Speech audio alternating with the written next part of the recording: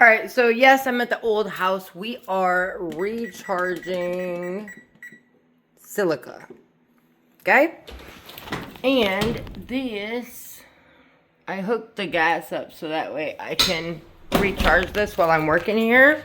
So basically what you're gonna do is when you see it turning the other color, so if it's red sometimes, or if it's blue, sometimes it turns red. If it's light orange, it'll turn dark red. If it's white and stuff, it'll turn like a yellowish green.